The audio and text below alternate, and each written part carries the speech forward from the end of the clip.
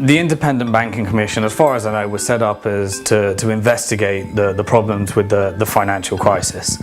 For me, it's just null and void because they're just not looking at any of the monetary issues. All they're doing is they're focusing on the symptoms, they're looking at more regulations, they're looking at patching up a system that is inevitable, predictable and guaranteed to crash and fail.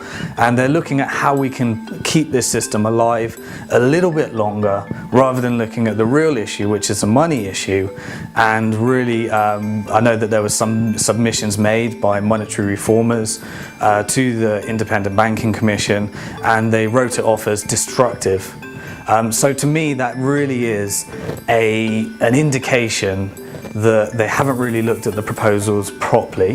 They haven't looked at the monetary issues, and they're kind of stuck in the normal university economic thinking of the battle between Keynesianism and Austrian economics and all the other schools of thoughts that we were taught at economics.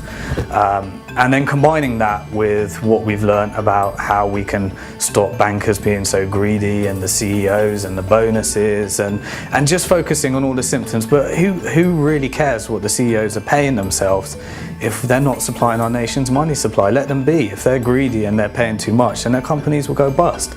But the only problem is, and the only reason that we care, is because we've given them the right and we've subsidized them to create money.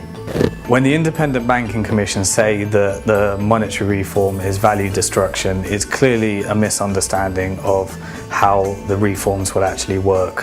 There's many proposals, and monetary reformers, again, they debate amongst themselves about how exactly it should be engineered and put into action. The patching up and trying to save the current system is the biggest value destruction you could ever have. There couldn't be any more value destruction in keeping this system alive, which is inevitable, predictable and guaranteed to collapse, fail and produce some really, really disastrous things if we don't reform our money before we allow it all to collapse. Essentially, you have to replace all this debt money with debt-free money in a way that still keeps the financial markets as is. But when you're replacing one form of money with another form of money, which doesn't need to be repaid, and there's enough money to circulate in the economy, then there's no value destruction whatsoever in these proposals.